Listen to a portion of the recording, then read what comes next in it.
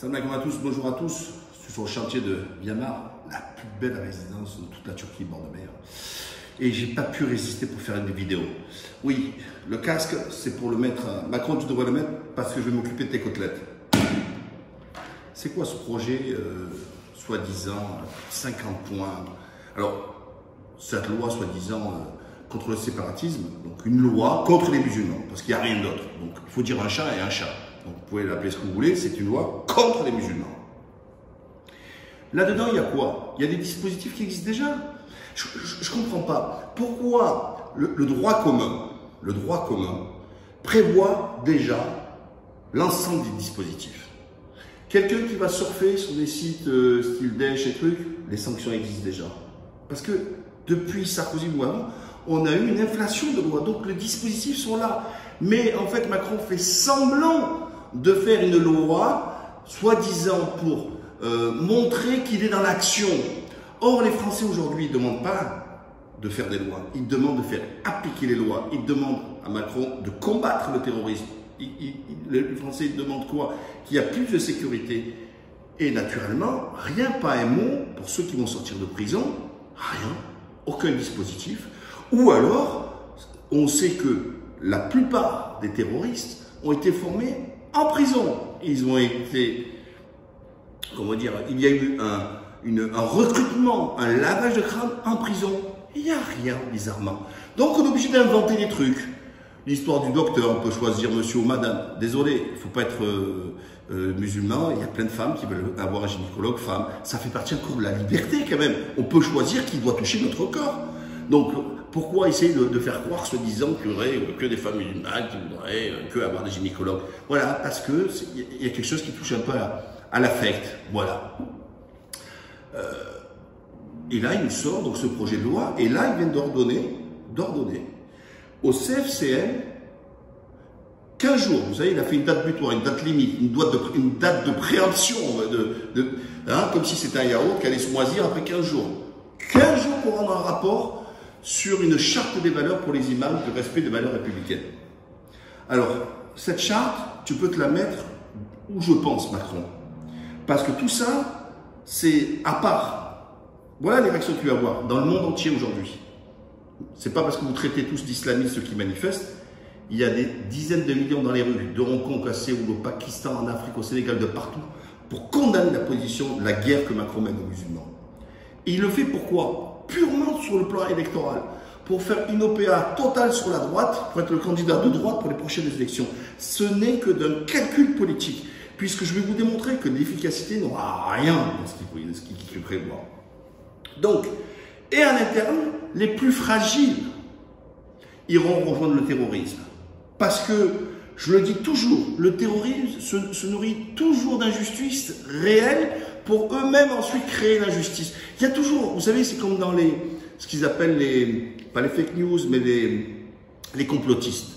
On part toujours d'une part de vérité et ensuite on lui greffe plein de damneries autour et ça rend crédit parce qu'il y a une partie qui est vérifiée et vérifiable qui est juste.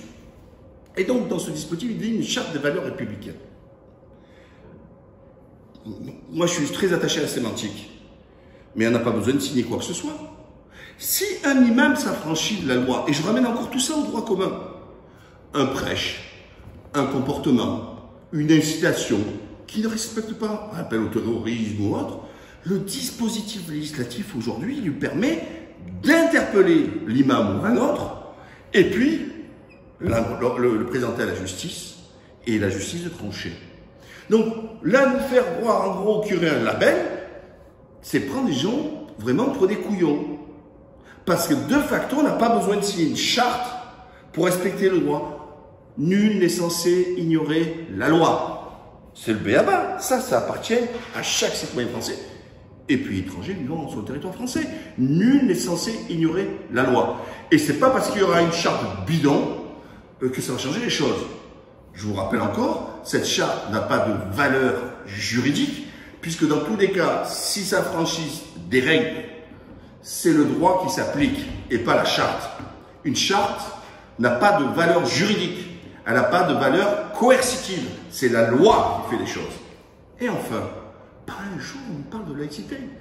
Pas un jour on nous dit, on accuse les musulmans de ne pas respecter la laïcité. Or, que fait le chef d'État? Il viole le premier principe de la laïcité. Lequel? La non-ingérence du politique vis-à-vis du religieux et du religieux vis-à-vis du politique. Et quand Macron se permet de demander, d'exiger à tous ces pseudo-représentants consulaires, parce que le CFCM, c'est pratiquement que des étrangers, hein, qui sont là en train de se coucher de perdre leur carte de séjour.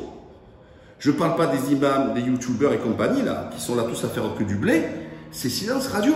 Vous vous rendez compte? Comment on peut accepter que c'est le chef de l'État qui donne le cadre moral, parce qu'on n'est pas dans le droit, je le précise encore, on est dans le cadre de la morale, de savoir qui doit être imam. Ce sont les musulmans eux-mêmes qui doivent accepter ou non un imam. Il leur revient de choisir leur propre imam, et pas de façon nationale. Les imams, c'est-à-dire une mosquée, qui est une association indépendante, qui choisit son imam et qui est validé par les croyants. Là, en venant demander, exiger, et les autres carpettes, là, le Conseil français du couscous merguez, là, couché bien la plavante, ce sont des collabeurs, ce sont des complices de la violation de cette laïcité. Au lieu de leur dire, hey, Macron, reste à ta place, tu es le chef de l'État, tu es le garant des institutions, et donc, de ce fait, de facto, tu dois respecter le principe de laïcité. Le principe de laïcité est très clair sur la non-ingérence. Donc, ça, c'est un autre point. Alors, je vais revenir à des Robert Ménard de CNews, hier, qui nous a fait sa crise hystérique comme d'habitude, qui disait non, la laïcité, il ne faut pas de voile dans les rues, il ne faut plus de croix, plus de kippa, tout ça. Il va te faire soigner. Toi aussi, comment un gars comme lui puisse squatter, hein, comme soi-disant journaliste à la télévision, et ne même pas connaître la loi de la laïcité? Parce qu'encore une fois, ces gens-là qui nous parlent de laïcité, ce que j'appelle les laïcards, lui c'est un laïcard, ce sont les ennemis de la laïcité. Ils ne respectent pas le principe de séparation, ils veulent faire dire à la loi ce que la loi ne dit pas. La loi sur la laïcité, c'est une loi de liberté, je le répète.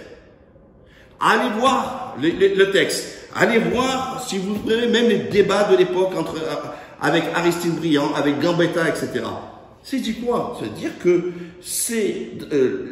la religion peut se pratiquer dans l'espace public. Et l'espace public, c'est quoi? C'est la rue, c'est le centre commercial, tout ça, etc. Les seuls qui doivent avoir un devoir de neutralité, ce sont les fonctionnaires. Puisque l'État, on dit qu'un agent, un fonctionnaire doit être neutre dans l'apparence philosophique, politique et religieuse. Et bien sûr, le politique lui-même doit être neutre. Bon, sauf quand il va au repas du CRIF. Là, c'est pas un repas communautaire, tout ça, etc. On sait bien, parce que le communautarisme, c'est quand deux basanés se regroupent ou deux musulmans se regroupent. Le reste, on le voit bien encore là avec les Arméniens, collectif des Arméniens, tout ça, etc. Ça, il n'y a pas de souci. Hein. Eux, c'est acceptable. Ils parlent de communauté arménienne, comme les trucs. Et je croyais que c'était une communauté française. Mais revenons à la laïcité. Revenons. Tous ces gens-là, parce que moi, dans ma bouche, c'est quoi? Moi, je suis laïque. Non, ça ne veut rien dire, c'est débile. C'est pas une religion, la laïcité.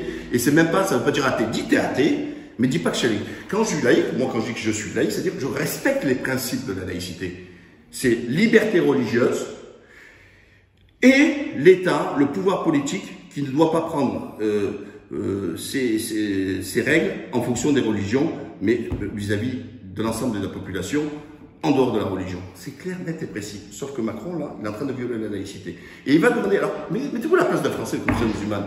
On lui dit, hey, il faut respecter la laïcité, et tu as le chef de l'État qui est déjà en train de la piétiner la laïcité et de ne pas la respecter. Déjà, il me dit, vous me prenez vraiment pour des cons. Et revenons à ce que je disais tout à l'heure, les plus fragiles, ils iront vers le terrorisme, et les autres, ils vont être en repoussoir. Alors, je vois tous les débats dans les médias, dans les politiques, en train de vous dire, oui, mais, vous vous rendez compte, Jacques Menon, oui, mais les gens, ils sont d'abord musulmans, et après républicains, et c'est pas normal. Ah ben oui, moi, je suis d'abord musulman, d'accord? Et je suis anti-républicain, d'accord? Ça vous va?